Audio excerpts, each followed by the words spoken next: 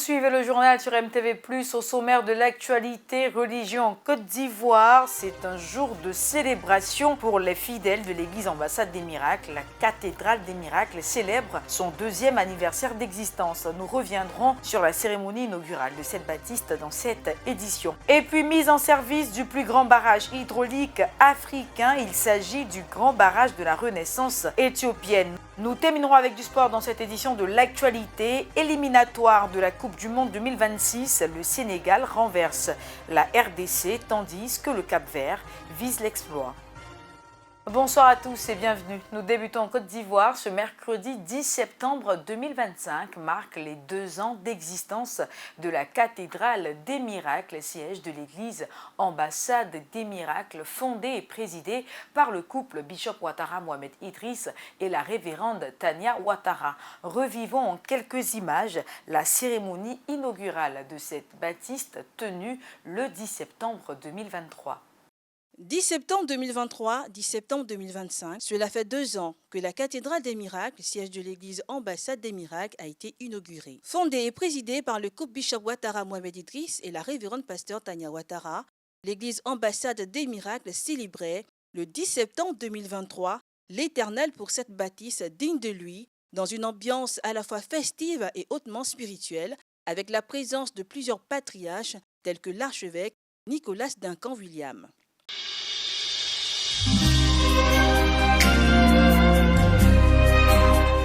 Le peuple de l'ambassade des miracles et les disciples du Christ Jésus ont répondu à l'appel des bâtisseurs, l'évêque Ouattara Mohamed Idriss et son épouse, révérende pasteur Tania Ouattara. Ce dimanche 10 septembre 2023, l'écosystème urbanistique et l'atmosphère spirituelle du quartier Atoban dans la commune de Cocody enregistrent une transformation majeure. L'imposante et impressionnante bâtisse, nouveau siège de l'église Ambassade des Miracles, se dresse fièrement sur l'avenue Ségraeux. Plus de 4000 places assises, une dizaine de salles modulables, équipées de matériel technologique de dernière génération qui vous plonge dans un confort digne du standing américain. Le tout porté par une architecture romaine bâtie sur 1500 mètres carrés. La cérémonie de dédicace doublée du culte inaugural organisé ce dimanche 10 septembre 2023 a enregistré la participation de la crème de l'archevêché continental. L'archevêque Nicolas Duncan-Williams, patriarche de la délivrance en Afrique, son compère américain Bishop Michael Pitt, venu de l'Ohio, mais également des figures politiques nationales et des leaders évangéliques de haut rang. Il est 14h lorsque Maître Kobo Honoré, pasteur laïque et éminent modérateur, donne le temps de cette double célébration en appelant au pupitre pour son allocution le fondateur de l'église Ambassade des Miracles, salué par d'interminables applaudissements. C'est un bishop Ouattara Mohamed Idriss étreint par l'émotion qui a fait la genèse de cet édifice dont l'histoire est jalonnée d'épreuves et de persécutions humano-spirituelles. Le leader de la vaillante communauté d'ambassadeurs a mis un point d'honneur à honorer le Dieu de l'Alliance, son épouse et principal soutien, pasteur Tania Ouattara, son fidèle peuple et les dignitaires évangéliques.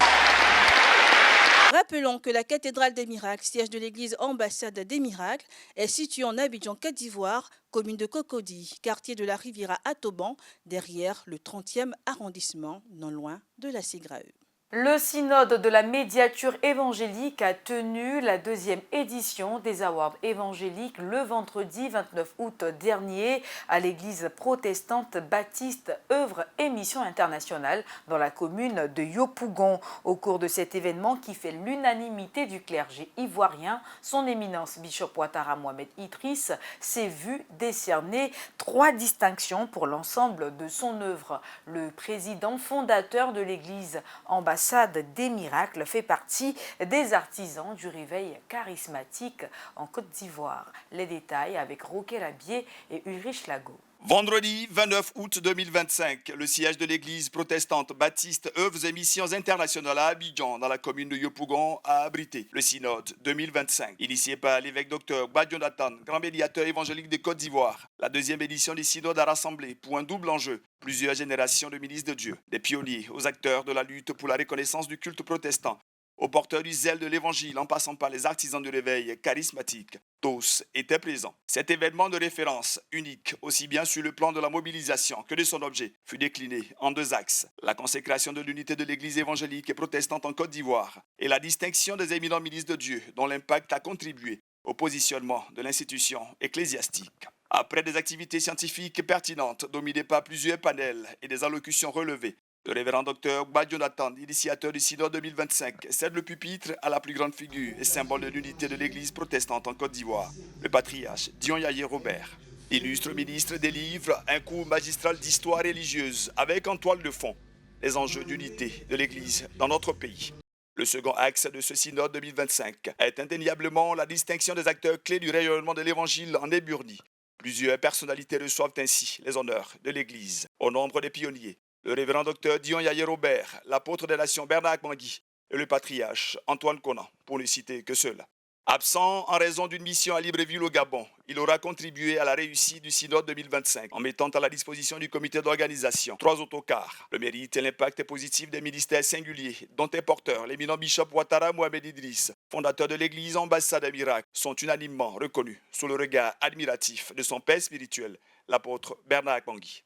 Le prix d'honneur de l'Église évangélique, le prix spécial de l'Église évangélique et le grand prix du mérite évangélique.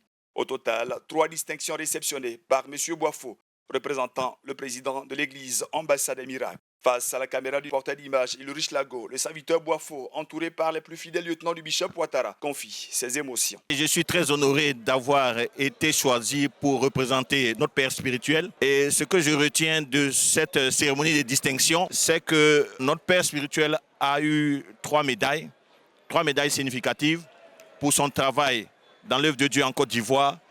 Et j'en suis fier, l'Église ambassade des miracles doit être fière de cela. Et nous encourageons cette initiative et nous disons félicitations encore. Et nous attendons pour célébrer cette triple distinction. Merci.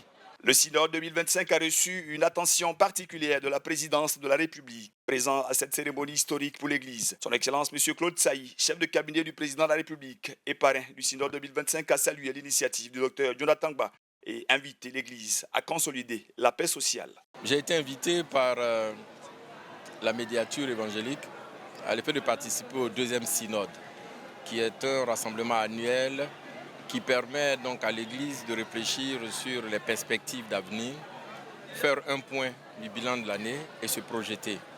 L'année électorale nous amène à justement prier les hommes de Dieu, les entités, à l'effet que celles-ci, ces entités-là, prient et protègent la Côte d'Ivoire.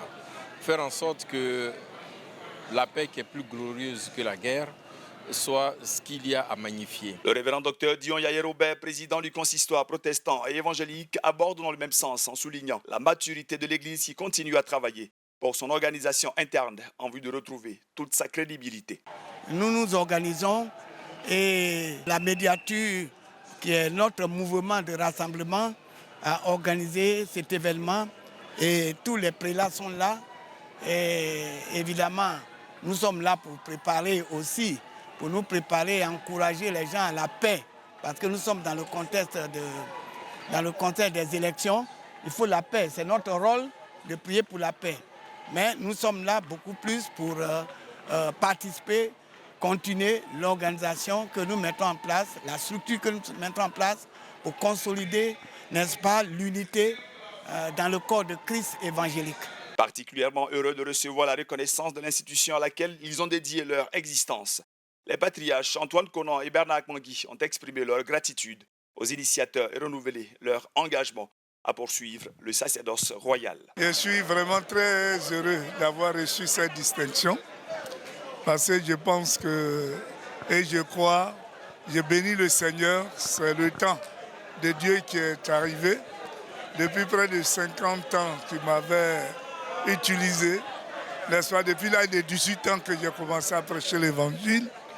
Alors aujourd'hui, si j'ai une reconnaissance aux yeux de la nation, j'ai béni le Seigneur. Je suis vraiment très satisfait. Nous bénissons le Seigneur qui a permis ce moment au travers de l'évêque Jonathan Gba. C'est une initiative à encourager. Et l'Église, dans sa multiplicité, dans sa multiple dimension, s'est retrouvée. Ça fait bien d'être ensemble. Et nous recevons cette distinction avec joie. Ça nous permet de continuer à travailler pour l'unité de l'Église et pour la promotion de l'Évangile ici en Côte d'Ivoire avec persévérance. Nous croyons que Dieu a des plans meilleurs pour la Côte d'Ivoire et surtout pour l'Église en Côte d'Ivoire. Le synode de la médiature évangélique 2025 fut indéniablement une grande réussite. Vivement que les leaders chrétiens et autres acteurs de l'Église s'approprient la médiation évangélique comme outil et cadre permanent de renforcement de l'unité, comme le prescrivent les Saintes Écritures en Jean chapitre 17, verset 21. Nous le disions au titre, il est le plus grand barrage hydroélectrique d'Afrique. Le grand barrage de la Renaissance éthiopienne, le GERD, a été officiellement inauguré hier mardi 9 septembre 2025. Sa capacité de production visée est de 5000 MW et un gigantesque réservoir de 74 milliards de mètres cubes. L'Éthiopie a inauguré ce mardi 9 septembre 2025 le grand barrage de la Renaissance. Ce méga-projet de 4 milliards de dollars vise à satisfaire les besoins croissants du pays en énergie et en eau, l'Éthiopie disposant de moins de 60 milliards de mètres cubes d'eau par an pour des besoins estimés à 114 milliards. Les photos, les vidéos et les mots ne rendent pas justice au barrage. Seuls ceux qui le voient de leurs propres yeux peuvent comprendre sa valeur. J'espère et je prie pour que cette génération puisse voir le barrage et j'invite tous les Noirs à faire de même. Avec 5150 MW de capacité électrique et un réservoir de 74 milliards de mètres cubes, le grand barrage de la Renaissance est le plus grand barrage hydroélectrique d'Afrique et l'un des 20 plus puissants au monde. Sa pleine opération devrait électrifier des milliers de foyers et stimuler les secteurs industriels et agricoles. La mise en service progressive depuis 2022 marque une évolution énergétique majeure pour l'Éthiopie. C'est la plus grande réussite. Cela montre que nous, les Noirs, nous pouvons réaliser tout ce que nous entreprenons. C'est la plus grande réussite de l'histoire du peuple noir. Cependant, cette inauguration intervient dans un contexte régional tendu. L'Égypte et le Soudan, situés en aval du Nil, craignent les impacts du remplissage du barrage sur leur approvisionnement en eau. L'Égypte, dépendante à 90% du Nil pour son eau douce, redoute une baisse significative de ses ressources. Le Soudan, quant à lui, est partagé entre l'espoir de bénéfices et la crainte pour ses propres infrastructures hydrauliques. À présent, direction l'Asie, le Premier ministre portugais Luís Montenegro est en Chine. Dès son arrivée à Pékin, il a demandé au président chinois Xi Jinping de soutenir la paix en Ukraine. Rappelons que c'est la première étape d'une tournée en Asie qui le conduira également à Macao et au Japon. Le Premier ministre portugais entame sa tournée en Asie. Première étape de ses visites, la Chine. À Pékin, Luís Montenegro s'est entretenu avec le président chinois Xi Jinping. Au Grand Palais du Peuple, les délégations chinoises et portugaises se sont entretenues à huis clos. La rencontre n'a été ouverte au public que pendant les 3 premières minutes. L'occasion pour le président chinois de saluer le rôle du Portugal sur la scène internationale. Il a exhorté le dirigeant portugais à œuvrer en faveur du partenariat entre la Chine et l'Union européenne.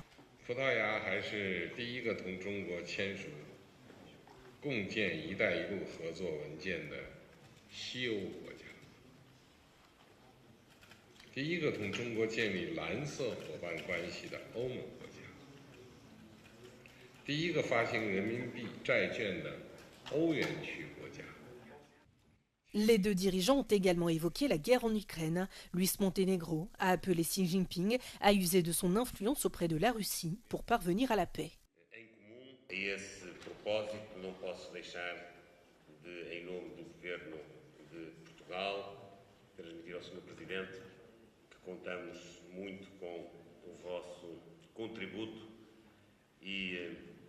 A relação próxima que a China mantém com a Federação Russa para podermos, o mais rápido que seja possível, construir uma paz justa e duradoura Une terre où les premiers chrétiens ont été ainsi nommés. Dans la Bible, la Turquie se montre aujourd'hui de plus en plus hostile à leur égard. Un récent rapport des églises protestantes du pays alarme sur ce phénomène.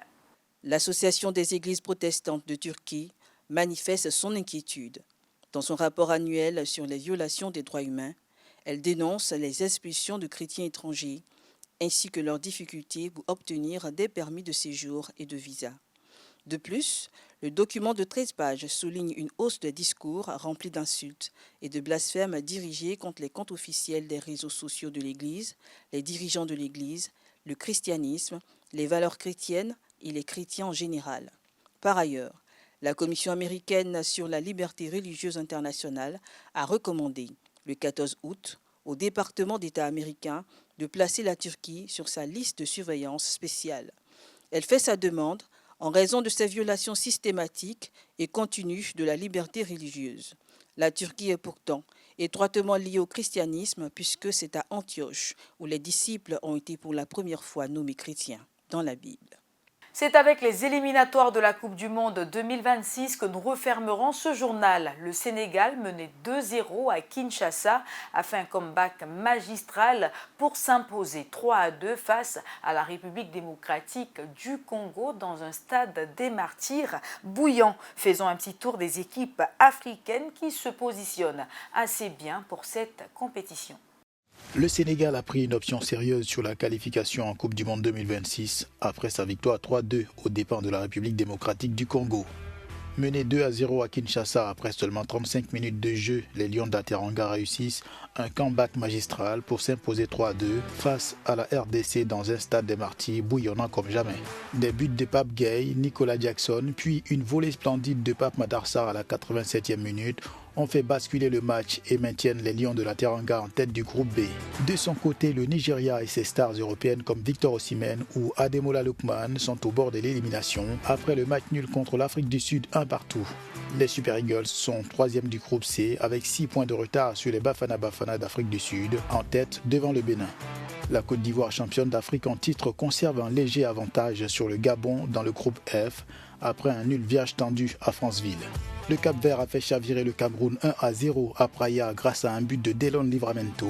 Les requins bleus dominent le groupe D avec le rêve d'une qualification historique en attendant les 2 dernières journées en octobre. Ce journal vous a été préparé par l'ensemble de la rédaction, réalisé par Beniakrou Georges avec Junior Edikou au cadrage. Très heureuse de vous l'avoir présenté. Je vous souhaite une excellente suite de programmes sur MTV+, la télé qui transforme.